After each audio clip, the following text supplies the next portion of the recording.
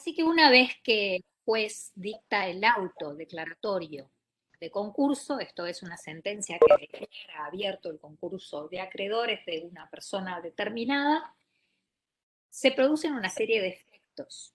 Efectos que se van a apreciar respecto al deudor, persona, sea físico o sea jurídico.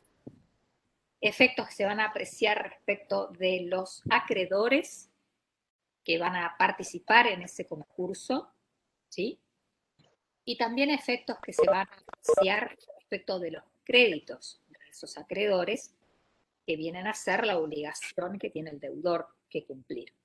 Por eso dejamos una clase aparte para estudiar justamente lo que son los efectos del auto declaratorio de concurso.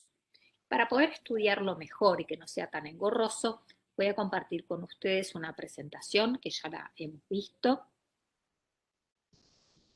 Esto me deja. Así.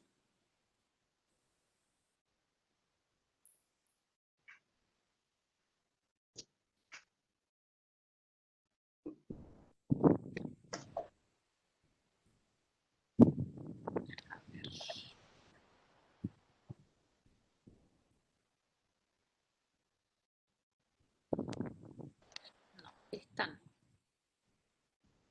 Casualmente no.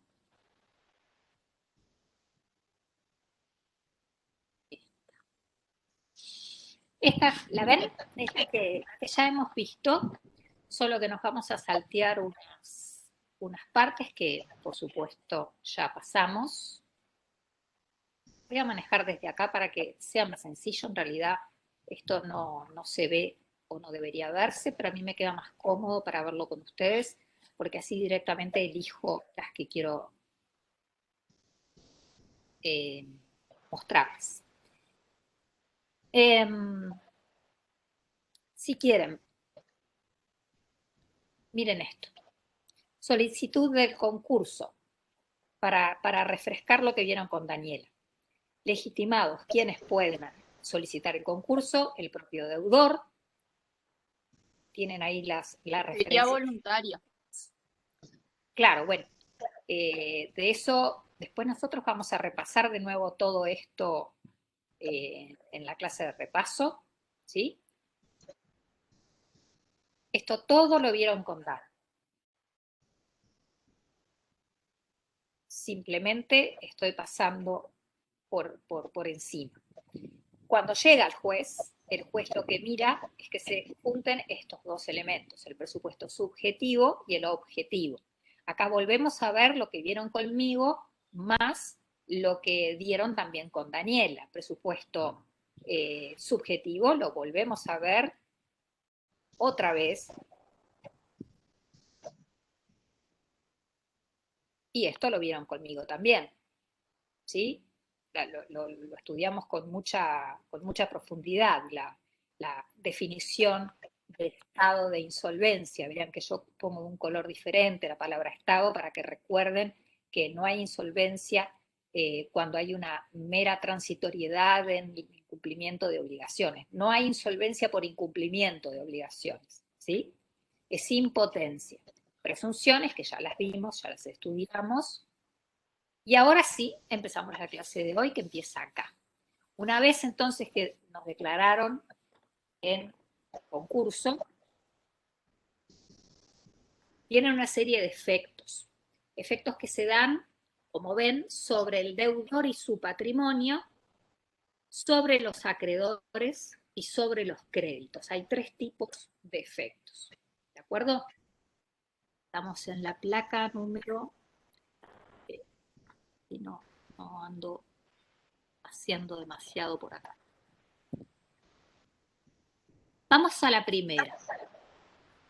Sobre el deudor y su patrimonio. Esto un poco lo vieron con Daniela. Cuando una persona es declarada en concurso, el juez va a disponer la limitación o la suspensión de la legitimación del deudor. ¿Sí? Es lo primero que va a disponer el juez.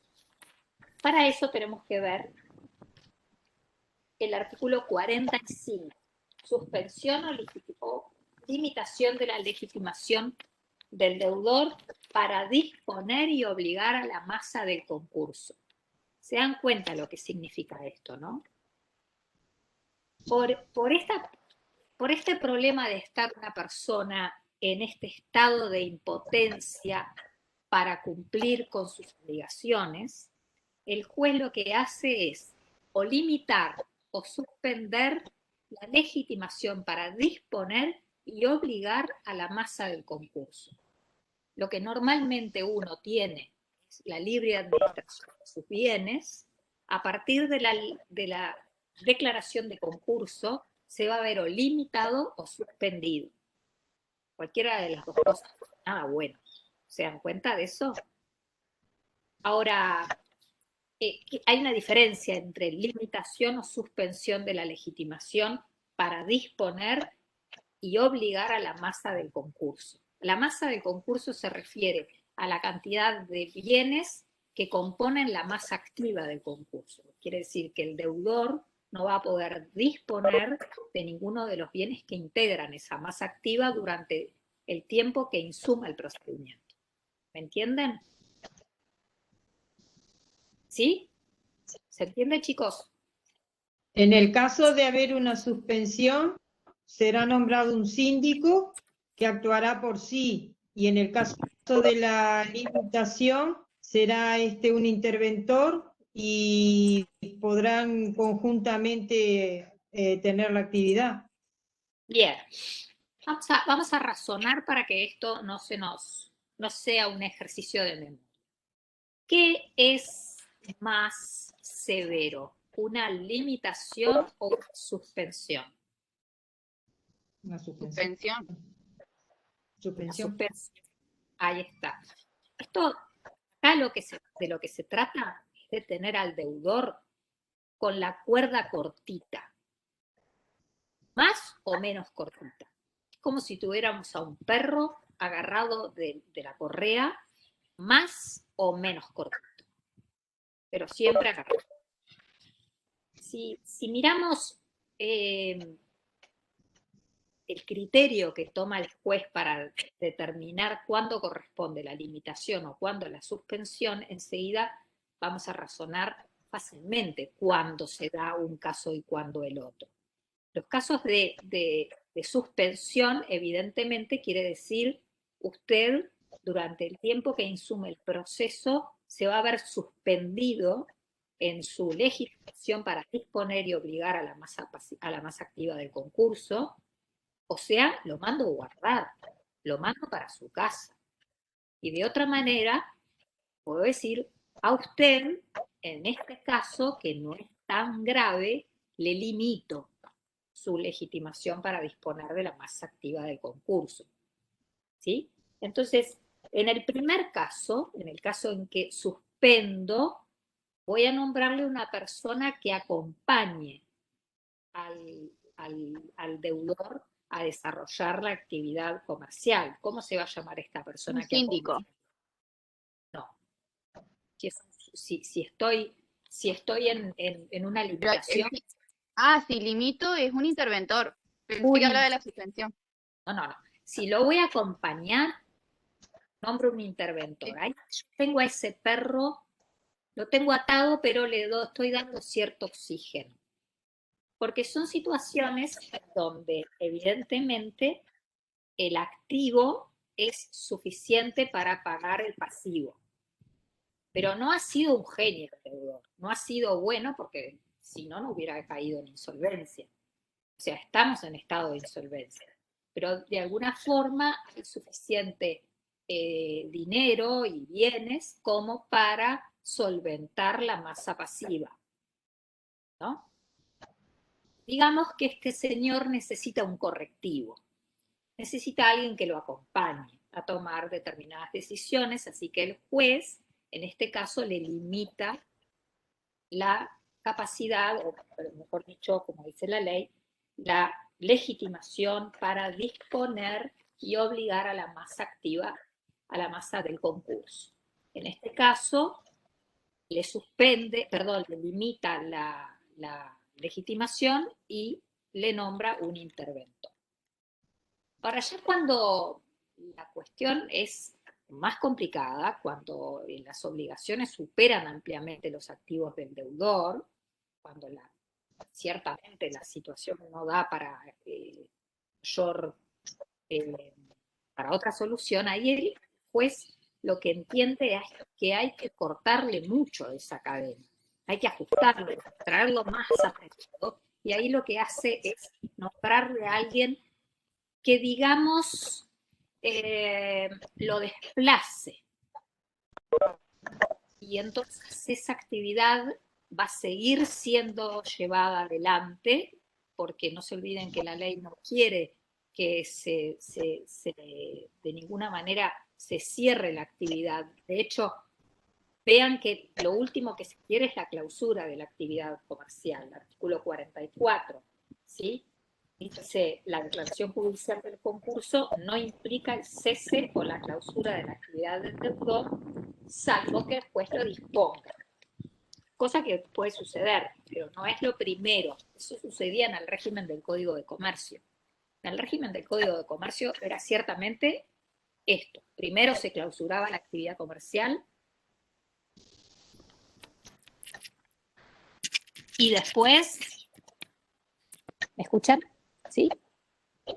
Y después se hacía el inventario, se tomaba posesión de los bienes. Eso ha sido un cambio dramático en el régimen concursal actual. Así que si resuelve el juez la suspensión de la legitimación, va a nombrar un síndico y va a desplazar al deudor nombrando un síndico en su lugar. Que ahora vamos a ver de qué se trata.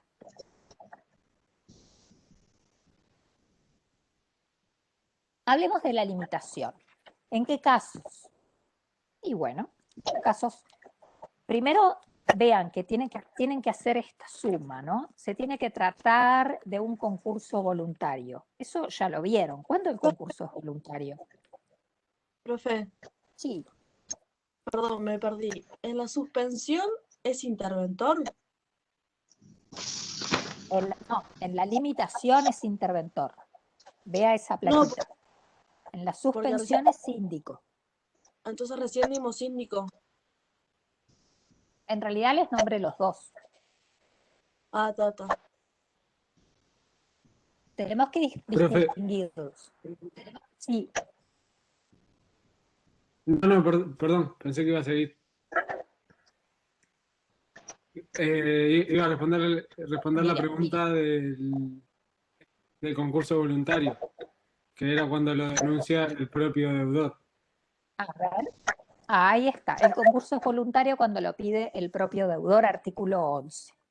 Para que tengan una situación de intervención, no, una situación de limitación, como la que les acabo de proponer, tiene que tratarse de un concurso voluntario, esto es solicitado por el propio deudor, pero además la masa activa tiene que ser suficiente para poder solventar la masa pasiva.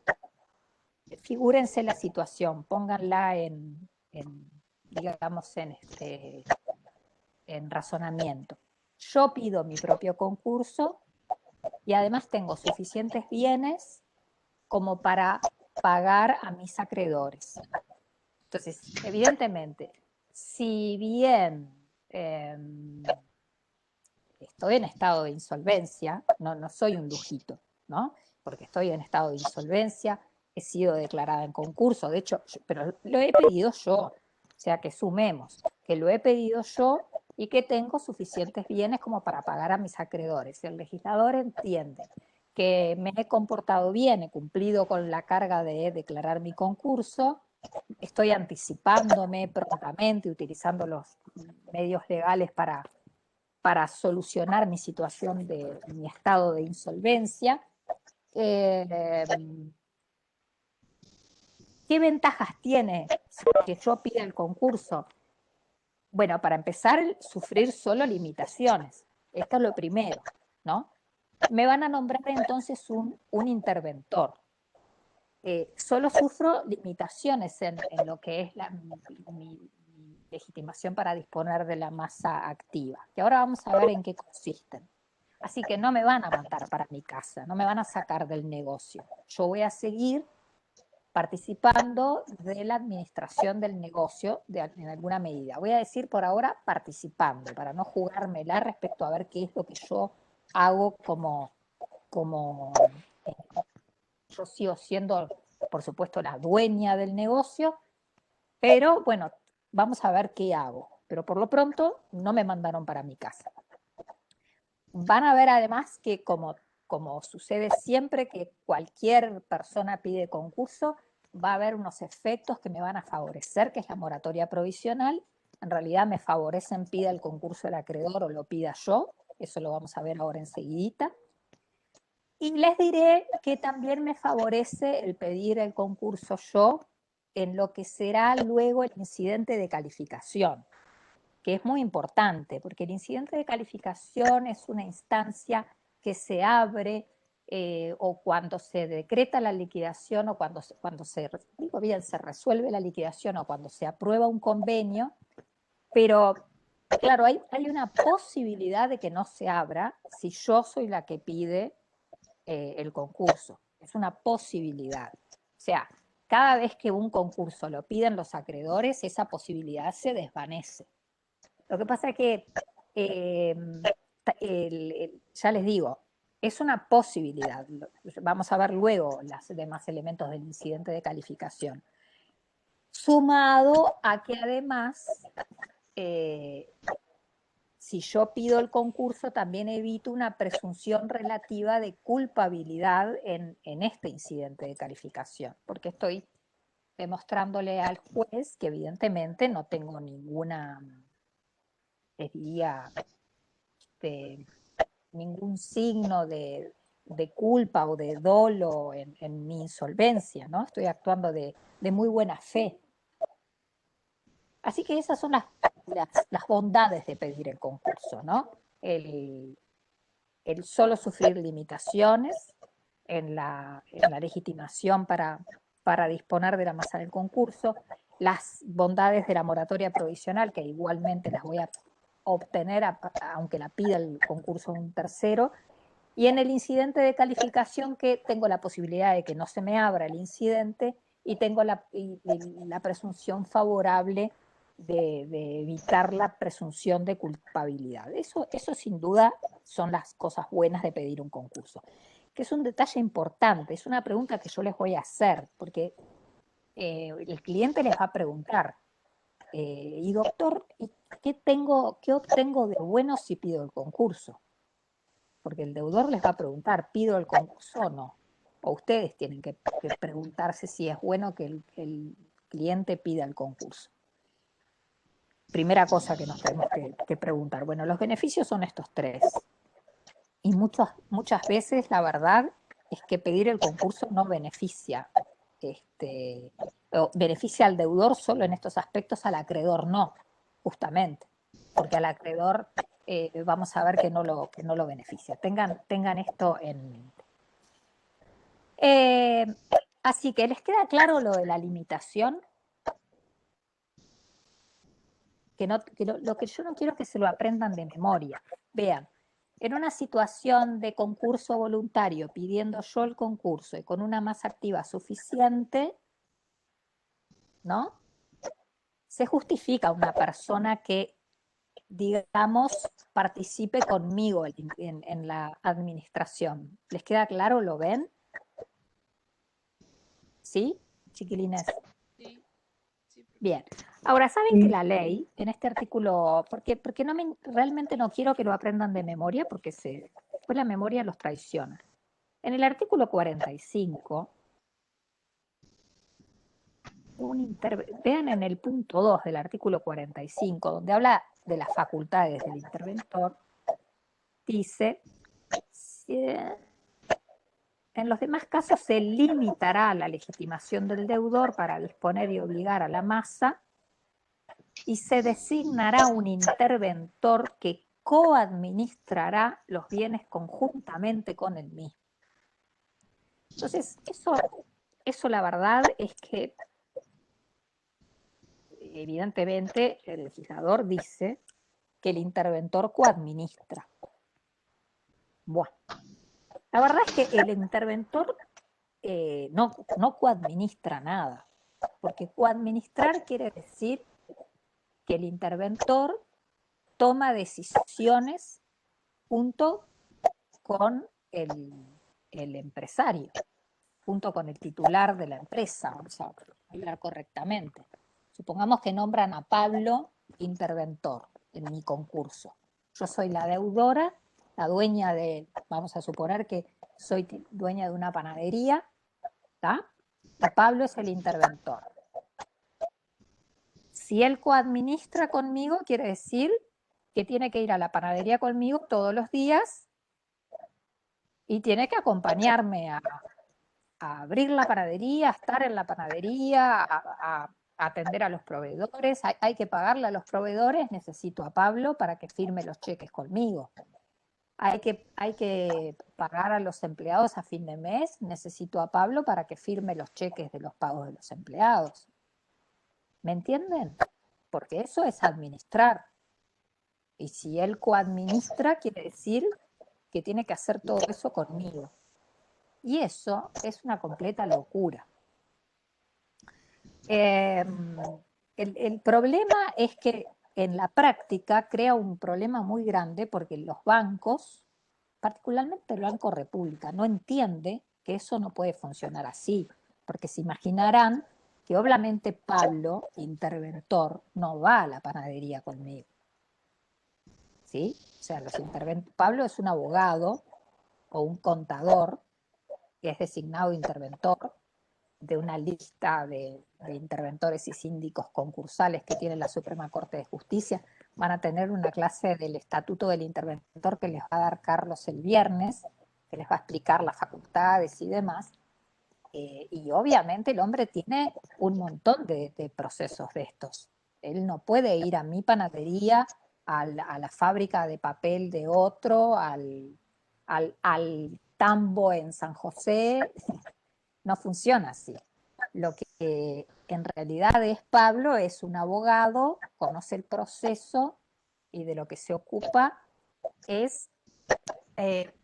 un segundito, chiquilines, que me tengo que atender a alguien que estoy esperando. Un segundito, disculpen.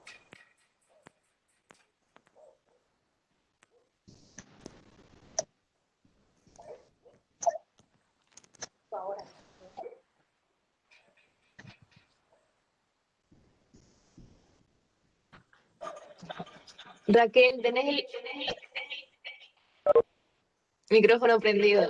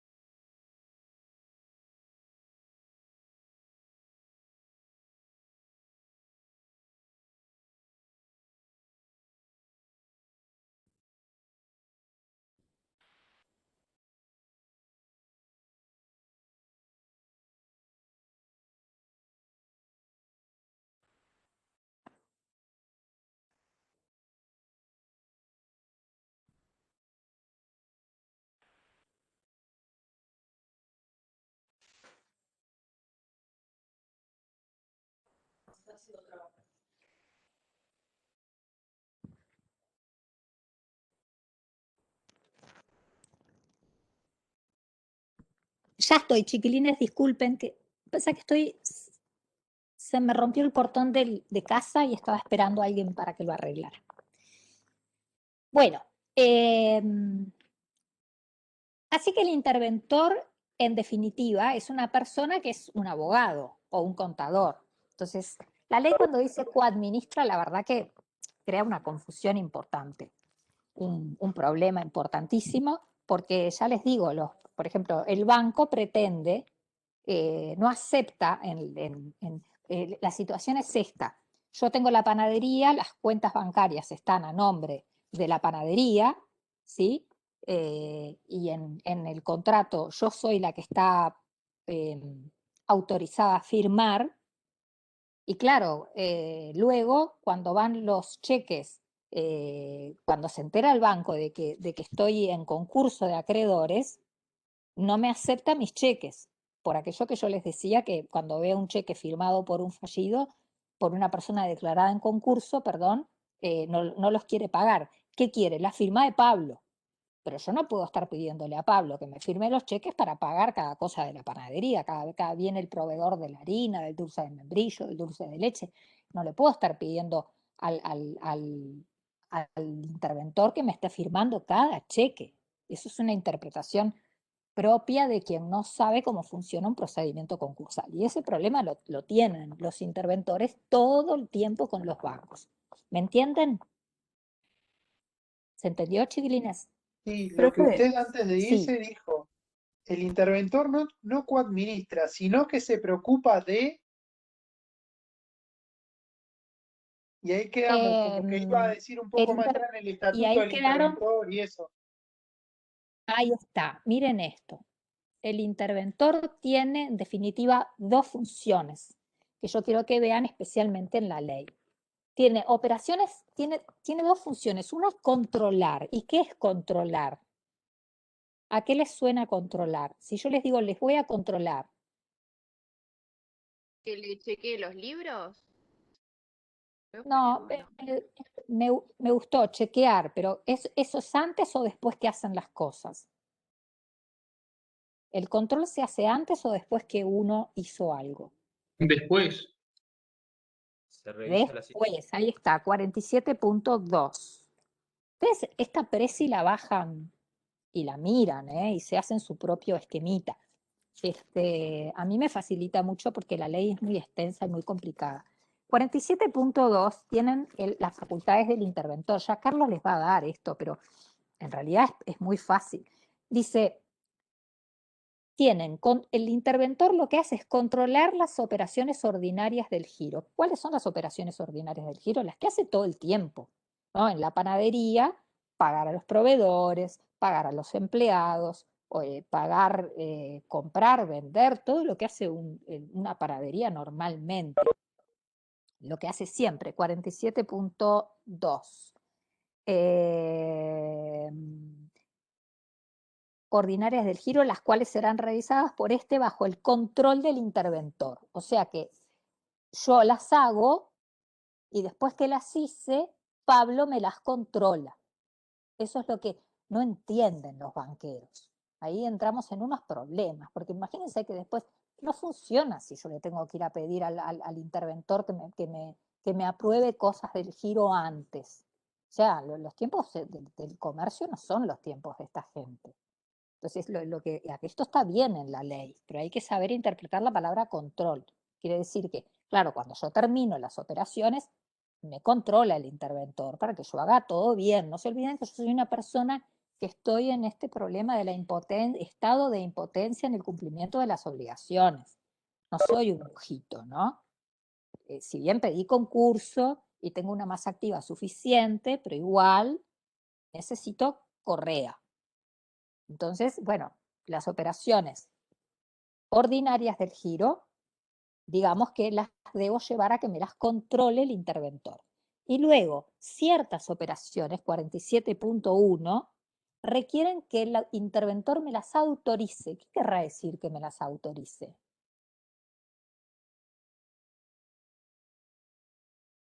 Y antes de proceder a hacerlas, se necesita. Muy bien. Es Antes de hacerlas, tengo que recabar la autorización de Pablo. Y acá es cuando abogados de los deudores tienen que estar atentos. Y fíjense cuáles son esos actos, ¿no? Contraer, modificar o extinguir obligaciones. Entra un mundo de cosas ahí. Conferir, modificar o revocar poderes. O para realizar cualquier acto jurídico relativos a bienes de la masa activa. Entonces, acá ya no estamos hablando de pagar a proveedores o comprar la harina para hacer los croissants. Estamos hablando de cosas... Profe, Sí, hay micrófonos prendidos y se escucha eco. Chiquilines, ¿cómo hacemos? A ver, revisen sus micrófonos.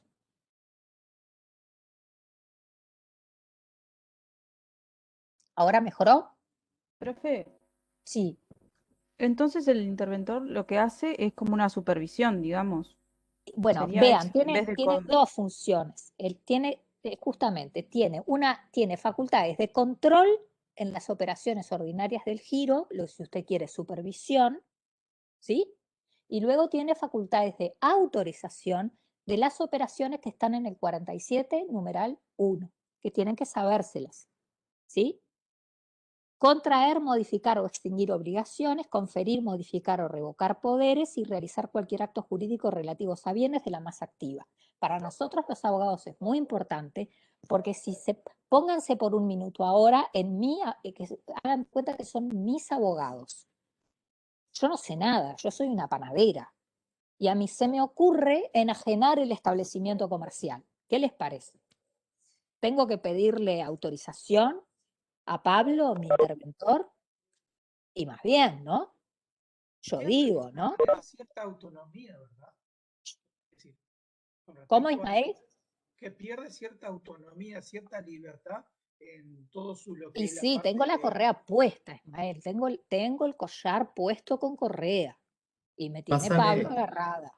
pasa que, profe, que si vamos al concepto de por qué llegamos al estado de insolvencia, que es ese estado de imposibilidad de cumplir con obligaciones, es medio ilógico que se te autorice previamente a que tú te obligues o extingas unas obligaciones que capaz que están dentro de ese concurso que ya fue declarado. Bueno, pero eso sabrá Pablo si me autoriza o no, porque capaz que le conviene el concurso. Eso sabrá Pablo, que para eso lo nombraron interventor. Yo puedo tener, por ejemplo, mi panadería puede tener muchas sucursales. A ver, soy una panadera súper famosa y tengo N sucursales. Y Pablo mira el espectáculo mío y dice, a ver, pero esta mujer tiene demasiados sucursales. Vamos a...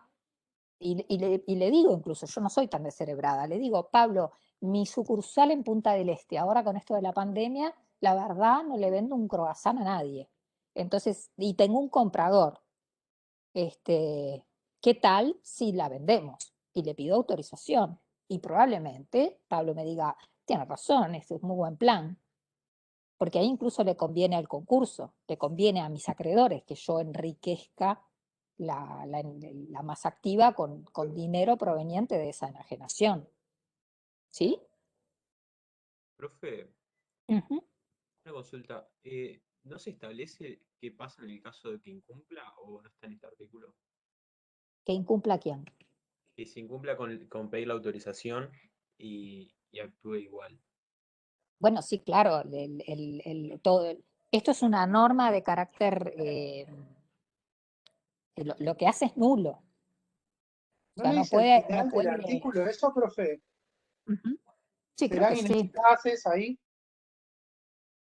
Serán ineficaces frente a la masa los actos de administración y disposición detallados en el numeral 1 que realiza el deudor respecto de los bienes o derechos que integran la masa activa del concurso sin autorización del interventor. Así que es una cuestión de ineficacia, que son estas cosas que uno se queda, claro, ¿no? Porque no es nulo, pero ineficaz. ¿Qué hacemos con el que se realizó la enajenación, por ejemplo? Nos lo quedamos mirando. Interesantísimo. Pero esto es muy importante saberlo como a ustedes como abogados, porque el cliente, el deudor es un desmanejado, suele ser un desmanejado. Ah, sí, sí, sí, sí, el deudor además está ya tan desesperado que no le importa nada. Y de repente le salió, claro, vamos a vender tal cosa que si encontré un comprador para tal bien, pero no puede venderlo solo sin preguntarle al interventor. Tiene que preguntarle al interventor y el interventor lo tiene que autorizar. Muchas veces hemos visto casos de estos. Entonces, la diferencia entre el control y la autorización es muy importante. Eso es solo en el régimen de la intervención. ¿Ah? Pero es muy importante que lo sepan, chiquilines, porque ya ven, eh, tiene su lógica además, es bien lógica la diferencia entre uno y otro caso.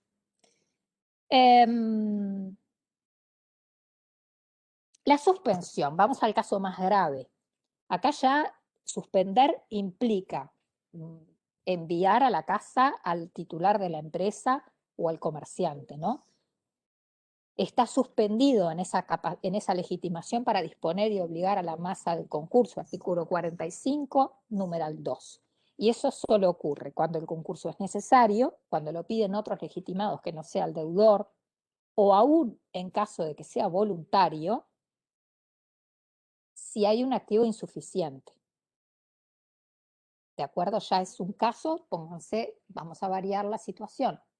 Ya no lo pido yo, me lo pide Jorge, el concurso, aún teniendo activo suficiente, situación 1, puede ser.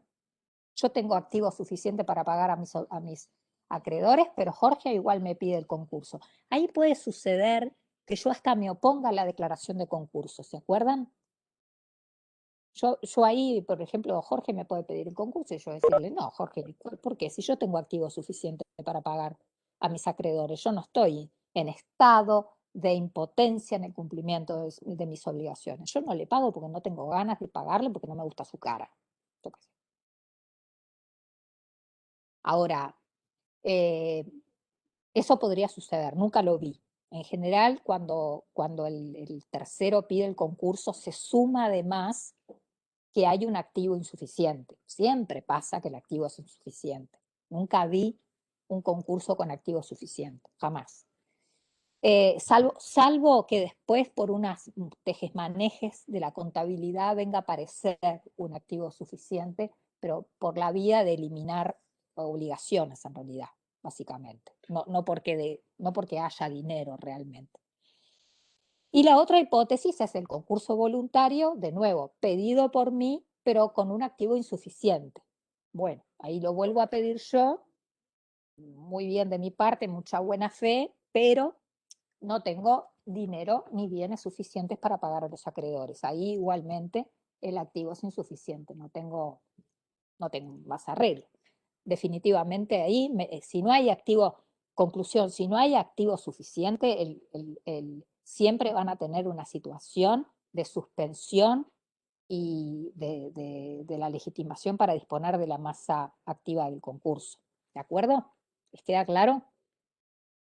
Y en ese caso, chiquilines, van a tener siempre a un síndico. Me parece que me comí una placa. No sé por qué. Tengo la idea de que me comí una.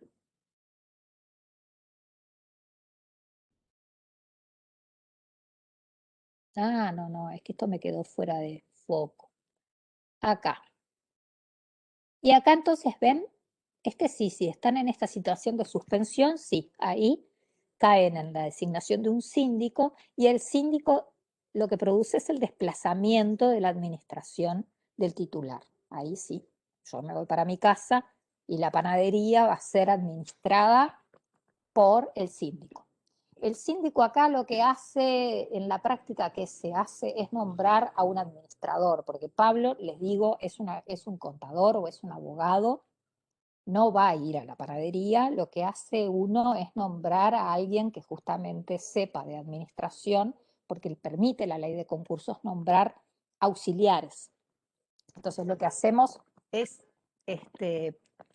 nombrar un auxiliar, que los honorarios se pagan por la propia masa del concurso, a los efectos de que administre este concurso mientras tanto. A veces no es fácil determinar si hay que de una clausurar la actividad, más con la impronta que tiene la ley de pretender que la actividad continúe abierta, ¿no? Así que son pocos los casos en que se da un cierre, una clausura de la actividad. Se intenta Tengo una que no pregunta, sea así. profesora. Sí, claro. ¿Por qué en el caso del síndico o el interventor, si ninguno puede hacerse cargo de la función que se les pide, por qué no se cambia? Que el síndico no tenga que ser a fuerza un abogado o un contador y pueda ser directamente un administrador que puede estar ahí. Miren, sobre quién debe ser podríamos hablar mucho. La verdad es que termina siendo complicado, porque por un lado esto es un proceso judicial, y de proceso judicial sabemos los abogados. En realidad, para ser síndico o interventor basta que tengan, yo ya no me acuerdo, me les va a decir bien Carlos, creo que es un título profesional, pueden ser hasta escribanos no, contadores, rematadores, pero la verdad es que es un proceso y cuando son contadores los síndicos, por ejemplo, la parte procesal es un desastre, porque la- es un proceso complejísimo, lo vamos a ver mañana, les prometo mostrarles algo, y los contadores no entienden esto de los plazos perentorios, no saben lo que es eso y sus procesos son un desastre. En general, lo que hacemos bien a esta altura de los acontecimientos es trabajar juntos como mejor podemos, que es la verdad que queda muy bien eso. El síndico como el abogado síndico con un auxiliar contador o viceversa, dependiendo de cómo sea el nombramiento. En otros países no es así, son administradores. Pero funciona bien teniendo siempre un auxiliar administrador. O sea, ahí sí se contrata un gerente. Lo que hacemos es cuando a alguien lo nombran síndico, por ejemplo, de una panadería, lo que se hace es contratar un gerente para que vaya a la panadería y esté todo el horario que haya que estar y la administre. Porque sí, uno no, entre que no solo no sabemos, sino que además no tenemos tiempo de gestionar todos los emprendimientos civiles o comerciales que suponen los procesos concursales que atendemos. Por eso lo mejor es hacer eso. Pero es una definición difícil de cuál es el mejor de los sistemas. Es interesante la pregunta. Bien. A ver.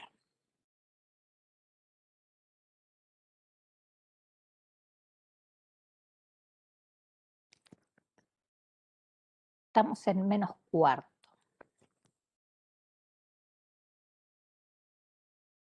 Vamos a ver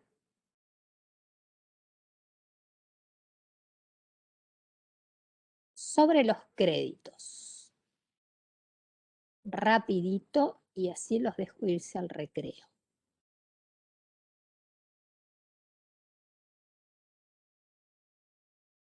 Acá terminaron los efectos sobre el deudor y su patrimonio. ¿Sí? Los efectos de la declaración de concurso sobre el deudor y su patrimonio son estos. Pavada, ¿no? Son bravos. Ahora vamos a ver sobre los créditos, que también se ven afectados por la declaración de concurso. Son estos. Todos estos. Tienen, primero que se convierten todos a moneda nacional y las obligaciones se reajustan. Esto está en el artículo 63. ¿Por qué es esto? Para poder hacer una liquidación pareja. O sea, no podemos tener, cuando se trata de emparejar la masa activa con la masa pasiva, yo la masa pasiva, que es el conjunto de obligaciones que tengo que pagar, no pueden estar todas en distinta moneda, tienen que estar en la misma moneda para yo poder pasar raya y decir, este señor a ver cuánto debe, ¿no? Y también tengo que reajustar las obligaciones por todo el periodo de tiempo en que insume el proceso, simplemente por el desgaste de la moneda durante el proceso. Suspensión de intereses, con el mismo criterio. Artículo 64. Se suspende el curso de los intereses. Vean cómo en el mundo Alicia las cosas son increíbles, ¿no? Allá arriba en el Prado Verde, donde corre la gente, se generan intereses. Acá abajo no hay intereses, se suspenden. Maravilloso, ¿no? Pero ¿por qué es esto? ¿Es por beneficiar al deudor? No, es en realidad por una cuestión que lo beneficia, pero en definitiva es por una cuestión técnica práctica. No puede seguir engordando la cuenta a medida que va corriendo, porque si no el síndico o el interventor nunca pueden pasar raya. Tiene que en algún momento parar de contar. Prohibición de compensación, el mismo criterio. qué cosa increíble en el mundo, acá en la madriguera, increíble cómo no puedo poner la compensación. ¿Y por qué no la puedo poner? Porque si compensamos se me altera la cuenta también. No puedo alterar tengo que poder pasar rayas. Si yo estoy sacando cosas de la masa activa, entonces se me descuajeringa toda mi cuenta. No el interventor y el síndico tienen que tener una fotografía en determinado momento, que luego vamos a ver cuál es, de cómo está el estado patrimonial de ese deudor. Básicamente, en realidad no es el estado patrimonial, es el pasivo, ¿no?, del deudor. Para eso no pueden haber compensaciones. Luego, se suspende el derecho de retención, artículo 66, por la misma razón. No pueden tampoco retenerle nada al deudor. Se le tiene que suspender ese derecho a los acreedores. Nadie puede tocar nada por la misma situación de que es necesario que se congele esa cuenta.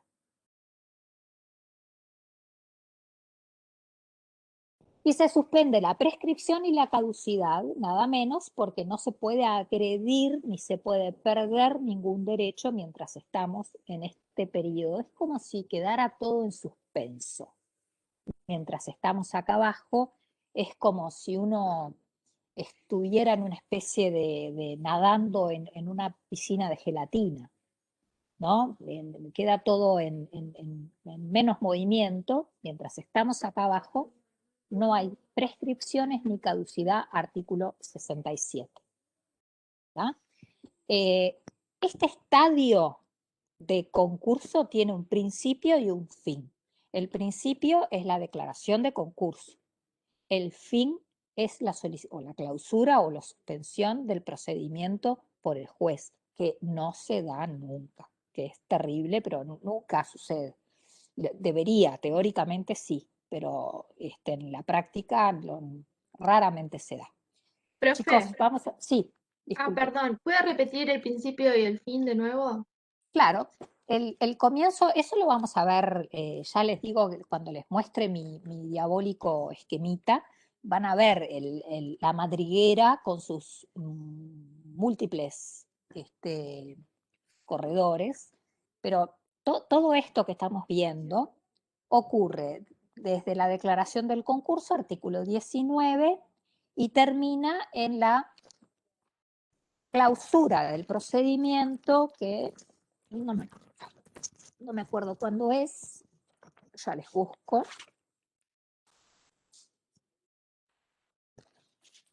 Ya les digo cuándo es. ¿Qué sucede? No digo que no suceda, sucede, sí, pero son bastante interminables los concursos, porque no se llega, la verdad, yo no, Carlos, que es el que tiene multitud de procesos, siempre le pregunto, ¿cerraste alguno? Y dice, no, nunca consigo cerrar ninguno, nunca llego al punto de pedir, acá está, suspensión y conclusión del concurso. Conclusión del concurso. Puede ser el artículo 211. Ahí está. Ahí tenemos la conclusión del concurso, artículo 212, por ejemplo, en caso de cumplimiento del convenio, ya después lo vamos a estudiar. Es el capítulo 3, 211 y 212. Por cumplimiento del, en fin, hay varias razones por las cuales concluye, pero lo que quiero que tengan presente es que este estadio extraño de cosas que suceden con estos efectos sobre la persona del deudor y su patrimonio sobre los créditos no es permanente, es acotado en el tiempo, aunque dure su tiempo, ¿no? Sus años, ¿no? No es tampoco, no crean que dura 6 meses, lamentablemente, dura más. Chicos, nos hacemos un cafecito y... Profe, ¿le puedo hacer una pregunta antes? Sí, claro, por favor. Hoy cuando vimos los efectos sobre el deudor y su patrimonio, vimos limitación o suspensión, ¿se nombró lo de la clausura de la actividad, artículo 44? Sí, lo vimos. No, yo me entreveré ahí un poco. A ver, Me vamos quedé a ahí una mirarlo de limitación nuevo. o suspensión y lo de la clausura, no sé, me lo pasé por alto. Y no, y también tenemos la clausura aquí. es importante ese efecto, ¿no? Eventualmente el juez puede clausurar la actividad del deudor, pero yo lo que quiero que vean es que es eventualmente, puede suceder, pero es eventualmente, ¿no? Va a ocurrir que limita o suspenda, eso sin duda, les queda claro, ¿no? No puede Sí, eso decidir sí. otra cosa el juez, o el juez va a tomar una decisión, o le limita la legitimación o le suspende la legitimación. Ahora, ya la clausura de la actividad es eventual. Eso puede no hacerlo y de hecho no lo hace mucho. Porque la clausura, fíjense que en el artículo 44 solo está en el caso, vamos a leerlo, dice, es más, dice, la declaración judicial del concurso no implica el cese o clausura de la actividad del deudor, salvo que el juez disponga lo contrario, lo que podrá hacer en cualquier momento durante el concurso a solicitud del deudor, de los acreedores, del síndico o interventor o de oficio. Y no dice por qué razones, ¿no? Pero evidentemente va en contra del principio de la ley de querer.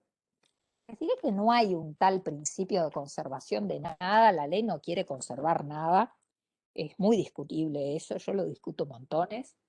No pone tampoco razones por las cuales, de hecho permite, ya ven, clausurar si quiere y no dice motivo.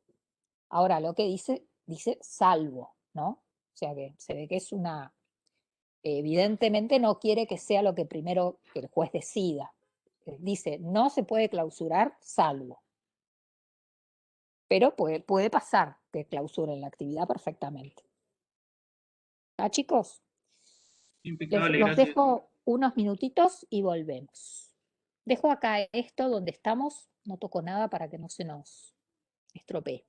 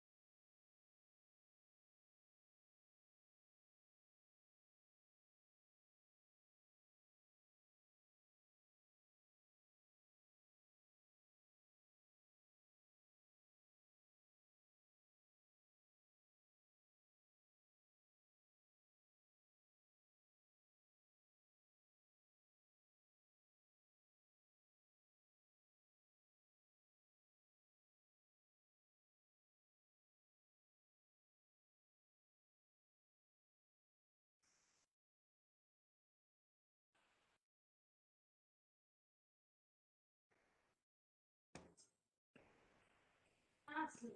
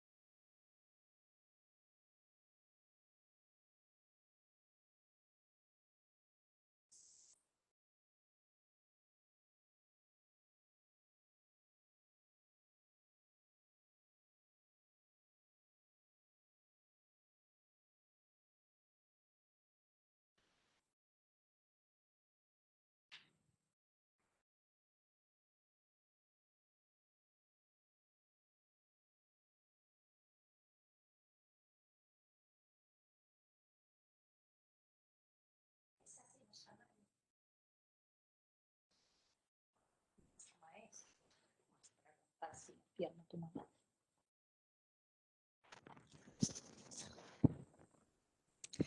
Hola chicos, ya estoy acá.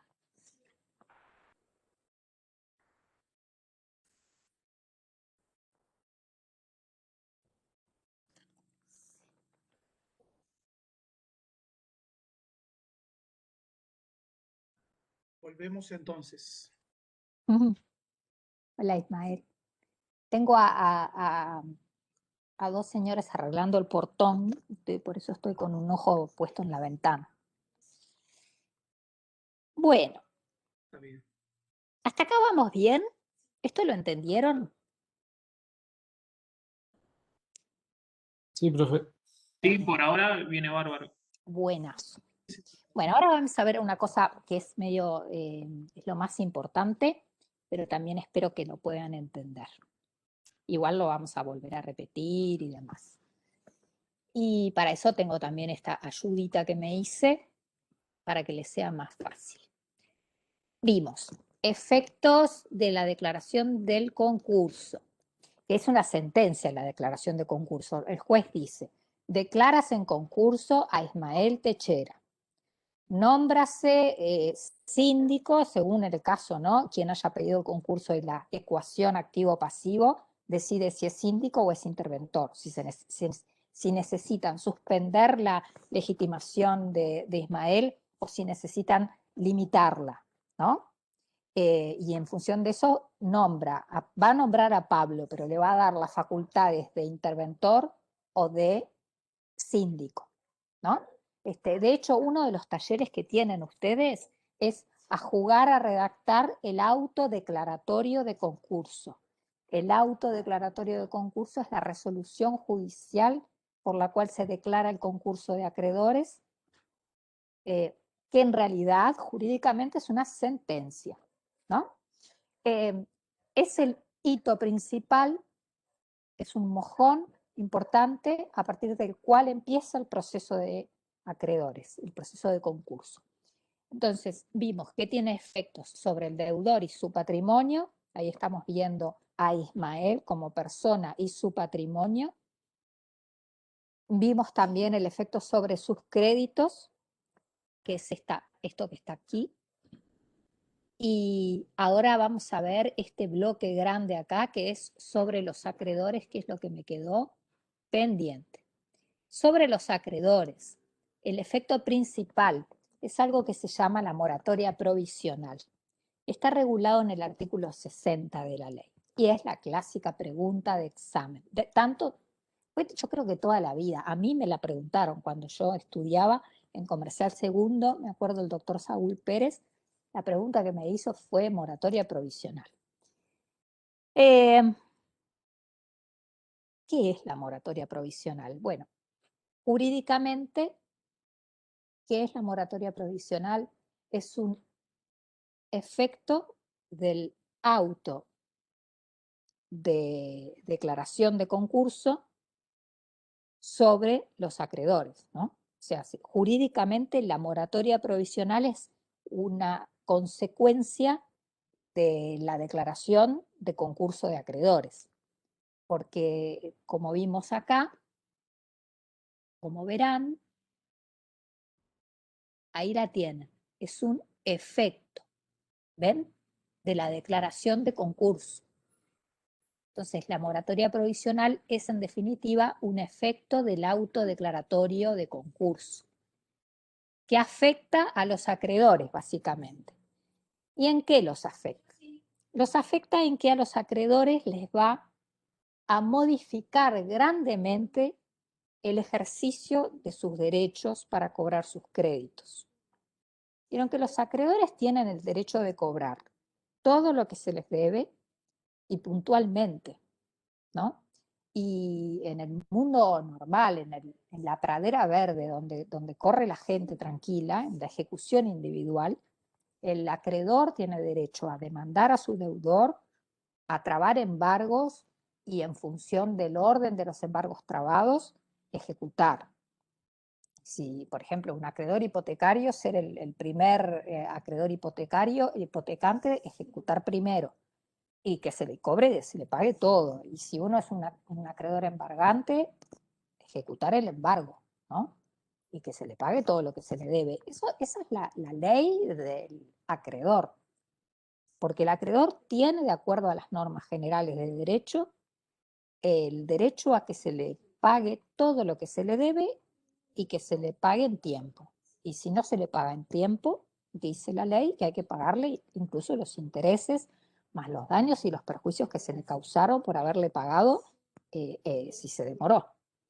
Bueno, pero cuando hay una declaración de concurso, entramos en la madriguera del conejo y en el mundo de Alicia. Y en el mundo de Alicia pasan estas cosas extraordinarias y la más importante es la moratoria provisional. Y en la moratoria provisional a los acreedores, en el mundo de Alicia a los acreedores les pasa esto de la moratoria provisional que es terrible. Les afecta, se les modifica el ejercicio de su derecho de crédito de forma extraordinaria. Eso es la moratoria provisional. Es una modificación extraordinaria al ejercicio del derecho de crédito de los acreedores. Y me dirán, ¿y en qué los modifica, profesora? ¿Qué me está queriendo decir? Bueno, los modifica ¿en qué? Para empezar, les prohíbe promover nuevos juicios. Una vez que está declarado el concurso, ningún acreedor de ese deudor puede promover nuevos juicios. Artículo 56. ¿No les parece espantoso? O nuevas ejecuciones.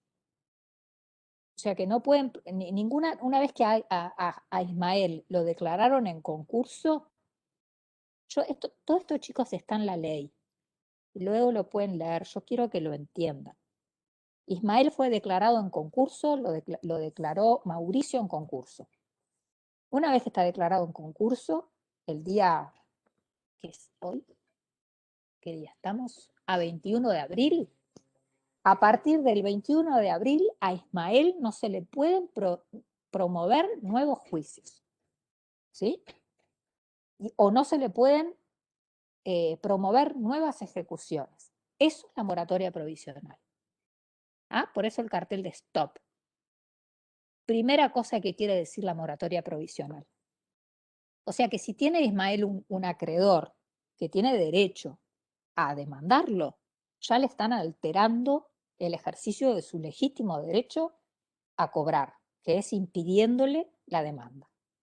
Y si tiene derecho a una ejecución, porque tiene un título ejecutivo que le permite ingresar a la vía ejecutiva y ya lograr la ejecución, menos. Le dicen, no pueden ejecutar. Sigo, no queda ahí. Si llegan a tener una ejecución en trámite, si es un acreedor que ya tenía una ejecución en trámite y tenía un embargo trabado, imagínense que tienen un juicio ejecutivo como el que vimos con los títulos valores y tienen un cheque, ya lograron, están en la ejecución en trámite, hasta tienen un embargo trabado, es excelente, pero una vez que declararon el concurso de acreedores de Ismael, queda suspendido. No lo pueden rematar, no pueden cobrar. Por eso reitero lo que es la moratoria provisional. Es una limitación extraordinaria al ejercicio de los derechos de los acreedores a cobrar sus créditos, que los afecta grandísimamente.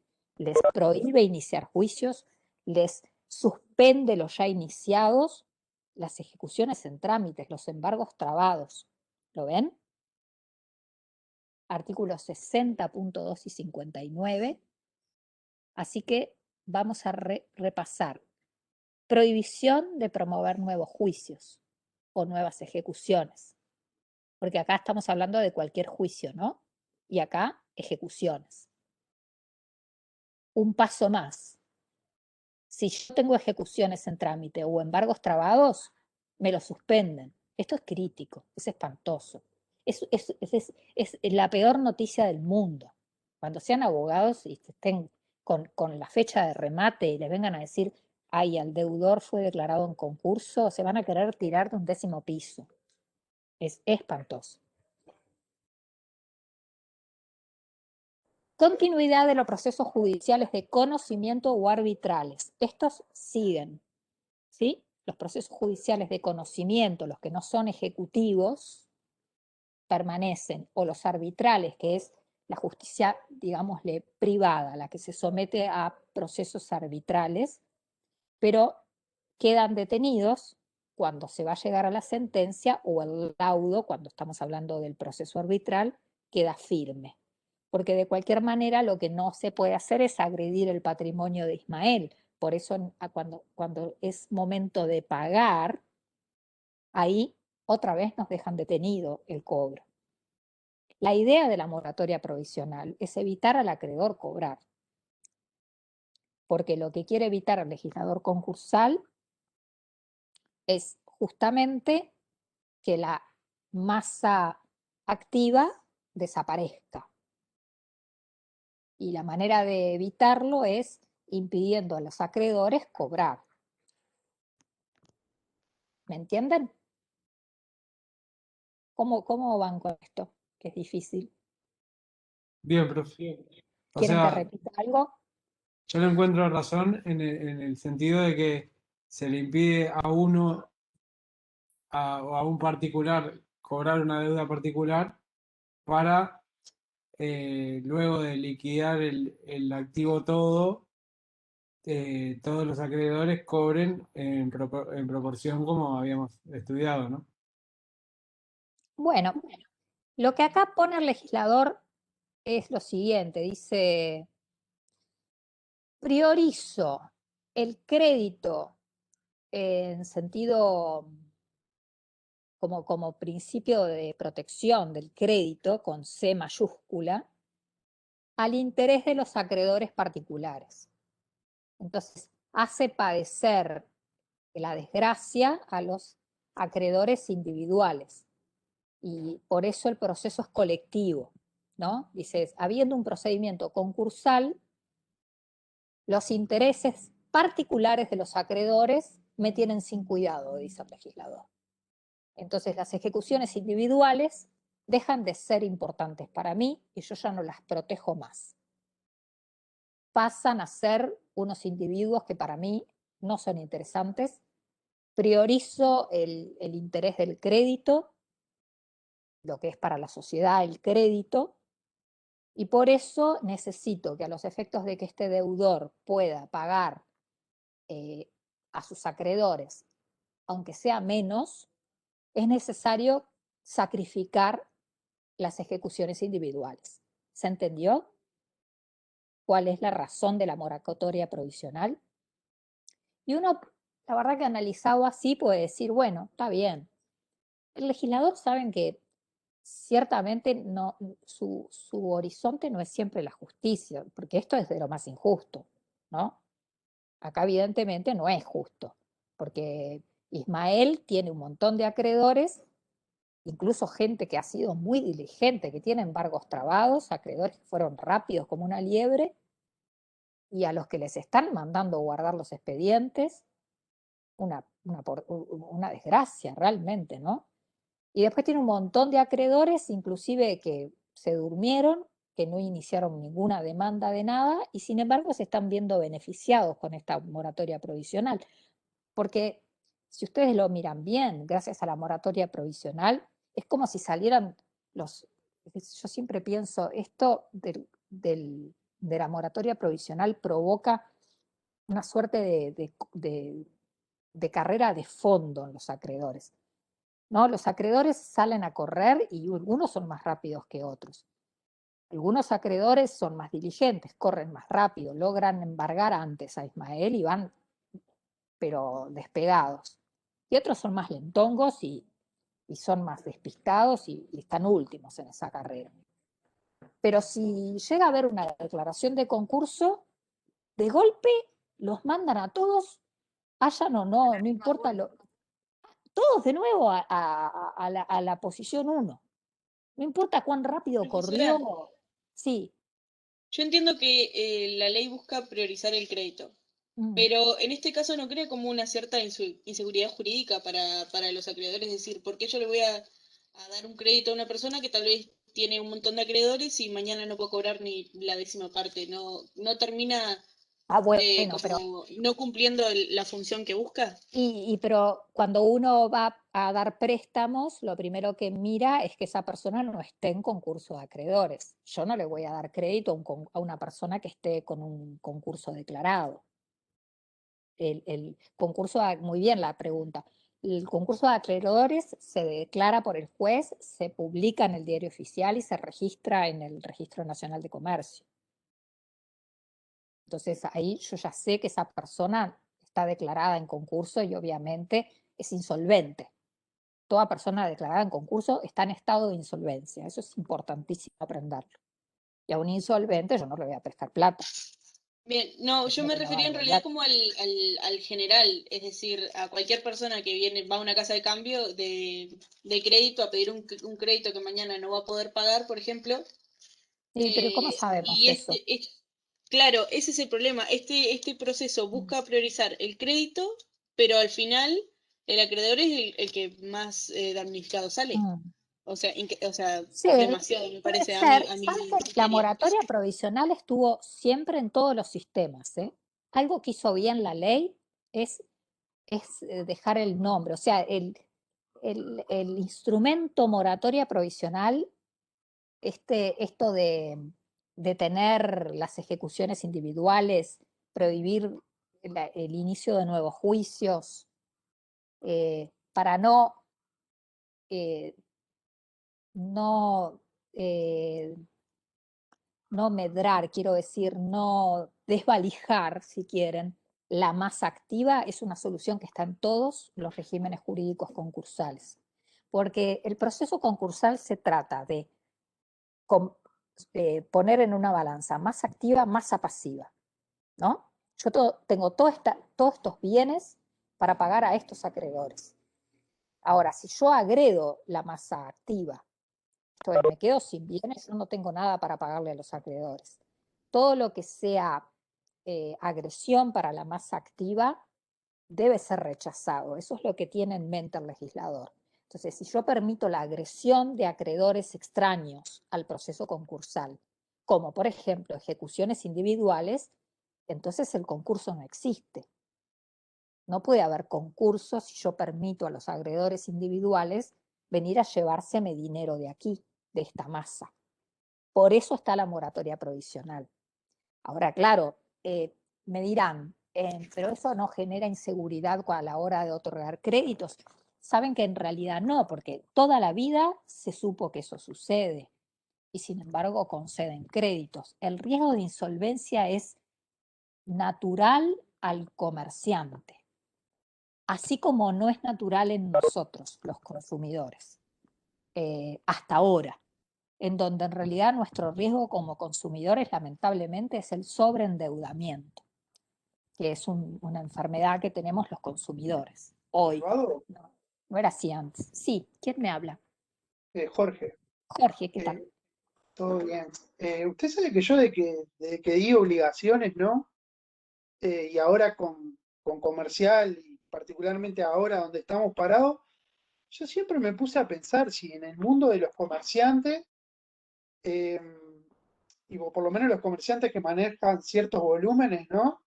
Si ellos no tenían gente o ellos mismos se preocupaban a fondo en el hecho de manejar información, ¿no? Porque ahora usted dice que es normal el tema del estado de insolvencia y eso, pero ¿cuánto podría beneficiarse un comerciante sabiendo que a fulano de tal con el que tiene un intercambio importante no le está empezando a ir tan bien como le iba? ¿Me entiende a lo que voy? Sí, saben perfectamente. De hecho, es un problema porque cuando llega al estado de insolvencia, del que nosotros hablamos, estado de insolvencia, ahí ya es un problema que crea un estigma, del cual no es fácil salir.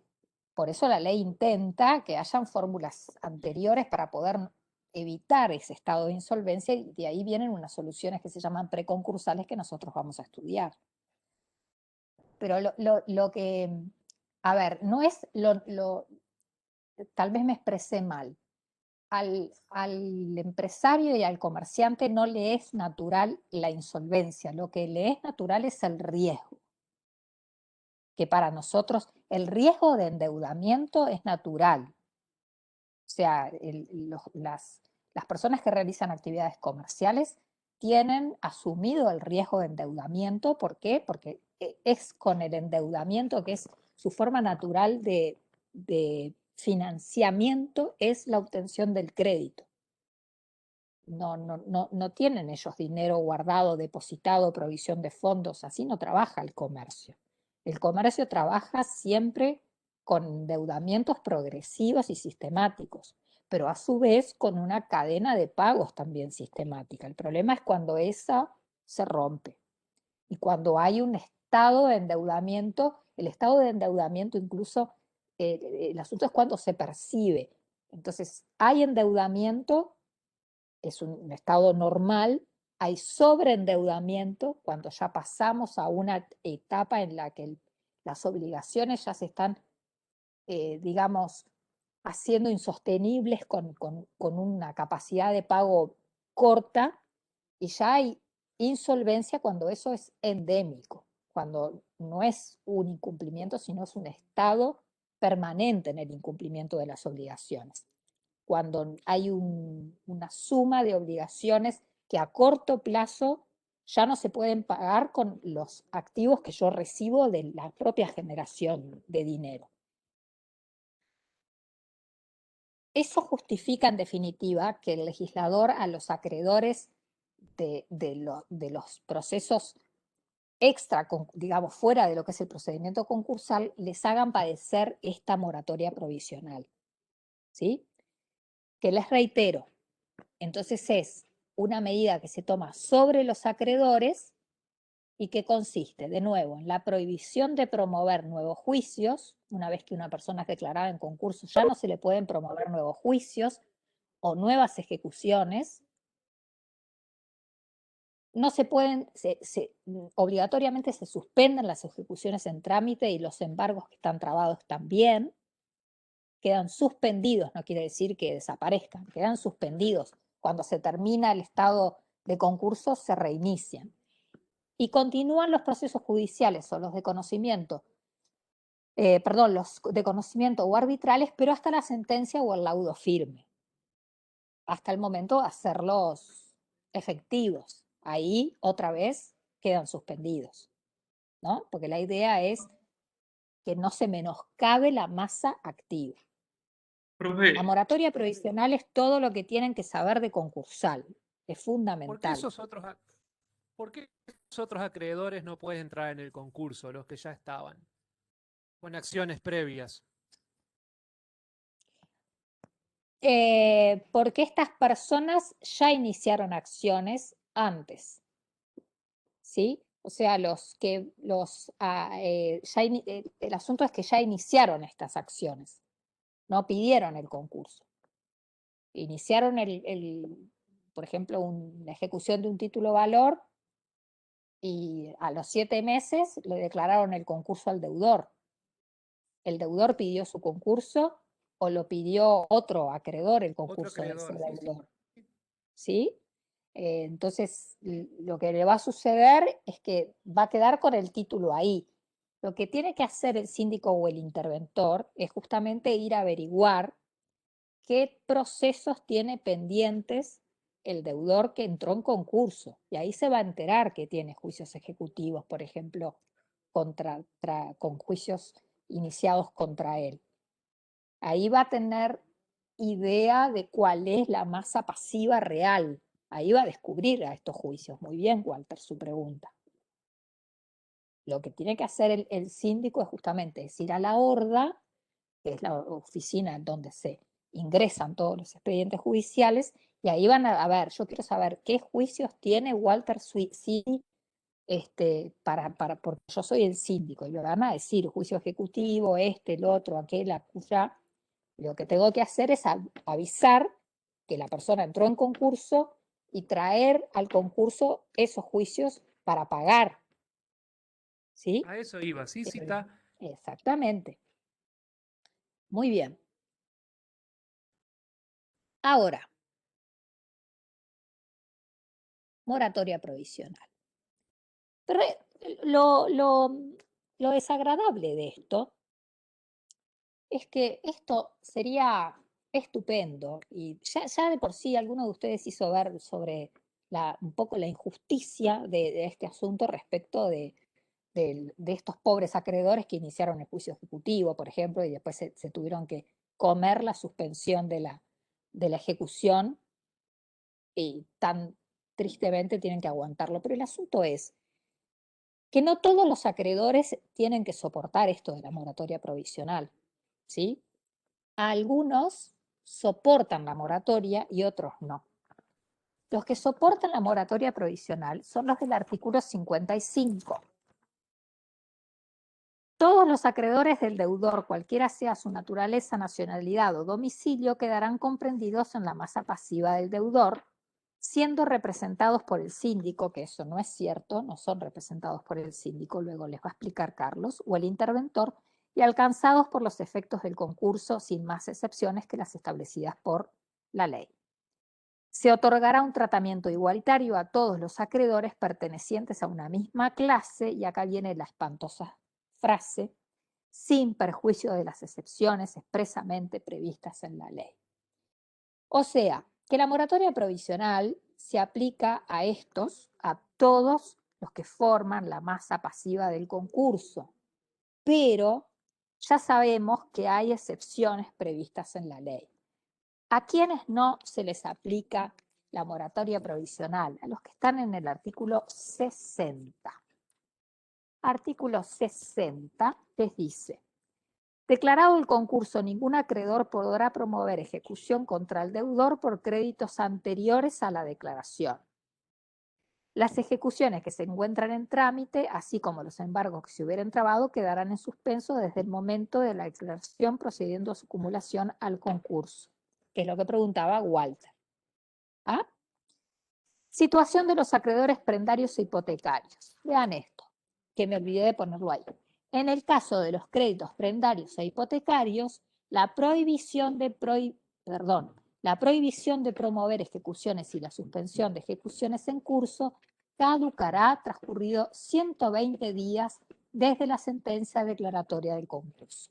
O sea que en el caso de los acreedores prendarios e hipotecarios, tienen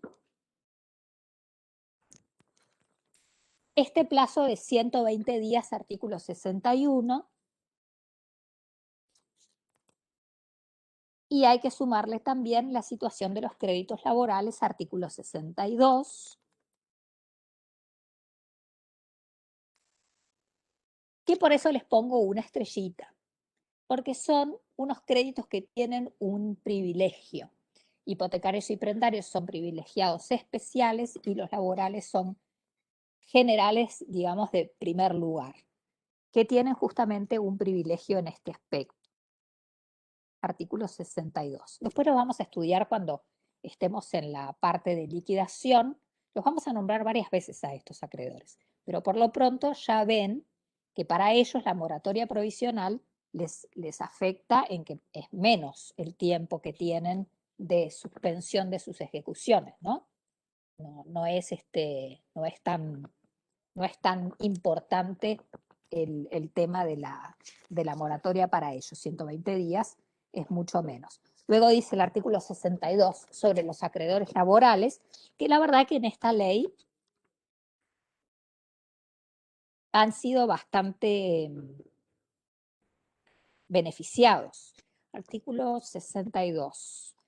En el régimen anterior tenían un privilegio también, pero ahora han sido mucho más beneficiados. Siguen igual en una situación de privilegio general de primer orden, pero el artículo 62 dice lo siguiente: existiendo recursos líquidos suficientes o bienes fácilmente realizables en la masa activa, y siempre que la disposición de los mismos no afecte la viabilidad de la continuación del giro del deudor, el síndico o el interventor, previa autorización judicial, dispondrá el pago anticipado de los créditos laborales de cualquier naturaleza que se hubieran devengado y no estuvieran prescriptos. ¿Cuál es el favor que tienen los créditos laborales con estos requisitos? Es el pago anticipado. Por eso, justamente, si bien quedan, ya les digo, con una estrellita, porque los hipotecarios tienen este plazo de 120 días y los laborales pueden pagarse antes, siempre y cuando haya disposición, el pago no afecte la viabilidad de la continuación de giro del deudor y además lo autoriza el juez. ¿Sí? En este caso no será necesaria la verificación del crédito, es otra de las facilidades que tienen, cosa que vamos a estudiar qué es la verificación de créditos. Es un procedimiento que se realiza para justamente, no quiero usar la palabra verificar porque si no estarías cometiendo un error, reconocer el crédito como tal. Denme un segundo, chiquilines, un segundito que tengo que despedir a estos señores.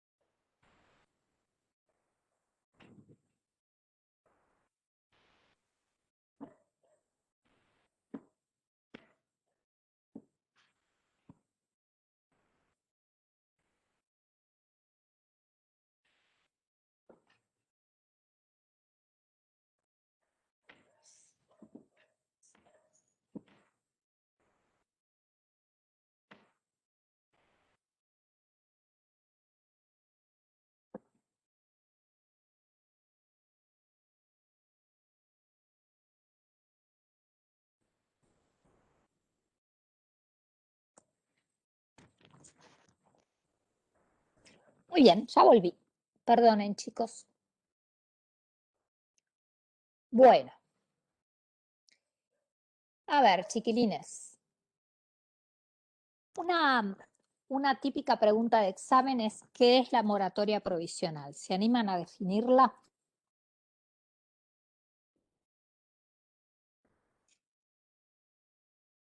Habíamos dicho el efecto de la declaración de concurso que el tiene sobre efecto. los acreedores. Muy bien, a ver, la pongo así grande.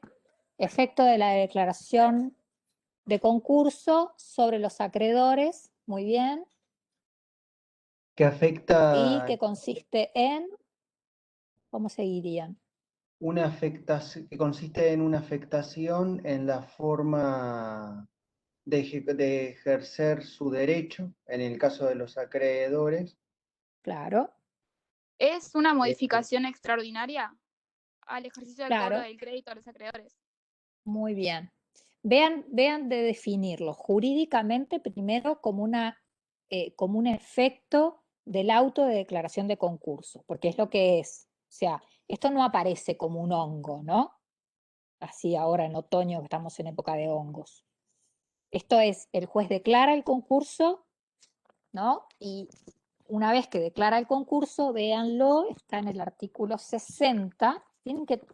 Con esta ley hay que domarla. La manera de domarla es abriéndola y cerrándola. Miren que yo estoy todo el tiempo, miren que la tengo leída, pero no hay caso, es así. Declarado el concurso, empieza la ley, ningún acreedor podrá promover ejecución contra el deudor por créditos anteriores a la declaración. O sea que es un efecto del auto de declaración del concurso que afecta el ejercicio del derecho de crédito de los acreedores anteriores a la declaración del concurso. Recuerden que estamos en el agujero donde nos metemos en la madriguera con el conejo. Entonces, nos metemos ahí adentro y todo cambia. Una vez que entramos ahí, chau, moratoria provisional. Ahí, entonces, el efecto que tenemos es todo esto, son unos efectos impresionantes. Suspensión de nuestra legitimación o limitación de nuestra legitimación. Al crédito le pasa de todo a los créditos, se suspenden los intereses, no hay prescripción, no hay caducidad, no hay compensación, no hay más intereses, ya lo dije, todos los que vimos en el otro globito. Quedamos como en una especie de estado como en suspensión, ¿no? Todo queda quieto para que el interventor o el síndico puedan parar y hacer la cuenta. Deben dejar de generarse más obligaciones, digamos. Y luego a los acreedores hay que pararlos. No pueden venir a menoscabar la masa activa, y la manera de impedir que menoscaben la masa activa es aplicándoles la moratoria provisional, que es poniéndoles un cepo en las manos, así, los esposan, ¡chac! Y ahí les dicen, usted no puede ejecutar, no puede iniciar ninguna ejecución, no puede iniciar ningún juicio. Si tiene una ejecución iniciada, incluso un embargo trabado, se lo suspendo. Solo puede usted iniciar juicios de conocimiento o juicios arbitrales, y sígalos, pero cuando llegue a la etapa en que le quede firme la sentencia y donde usted pretenda, obviamente, proceder a la liquidación de esa sentencia, tampoco le voy a dejar hacerlo. Eso es la moratoria provisional. En definitiva, es una limitación extraordinaria que hace el legislador a los legítimos derechos de los acreedores a ejercer sus derechos en libertad, que es cobrar lo que se les debe, cuando se les debe, ejerciendo las acciones judiciales que corresponden. Pero en este caso, por la ley concursal, que tiene ya no en mente lo que es justo o injusto. La verdad que el legislador concursal no está pensando acá qué es justo o no es justo.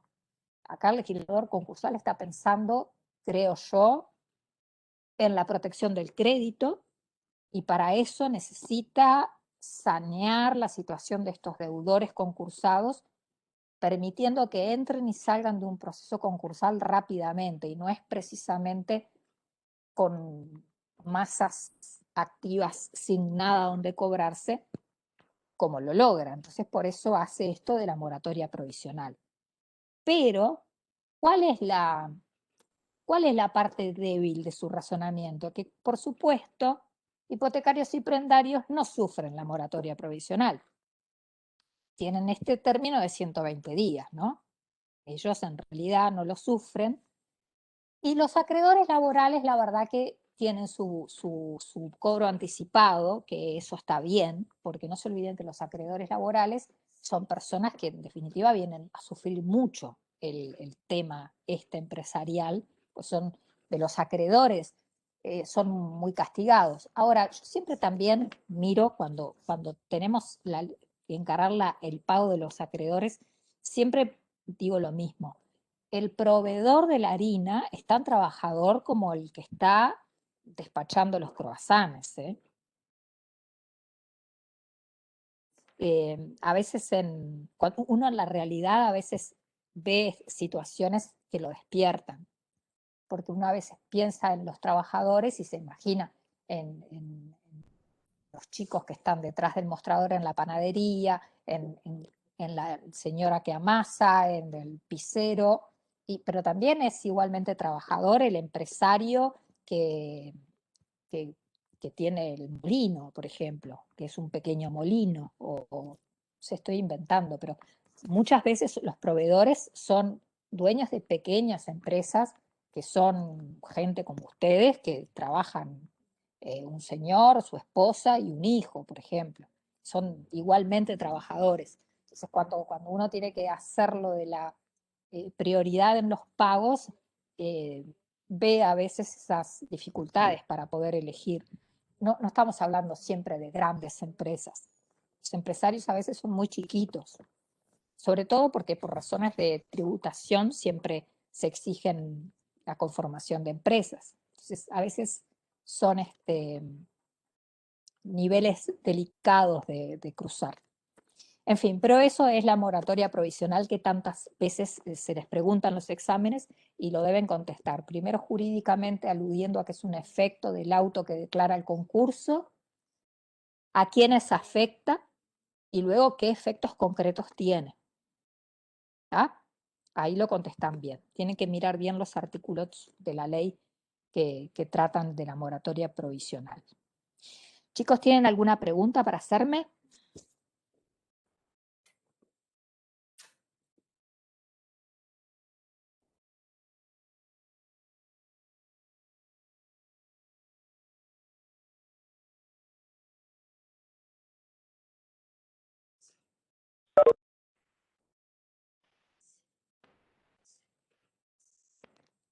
Está todo clarito, profe. ¿Sí? Está. ¿Seguros? Sí, lo que después uno empieza a ver la norma y a preguntarse cosas, pero no que usted nos pueda responder el por qué o cosas así, ¿no? Sino preguntas que uno se hace en base a lo que ve. Bueno, muy bien.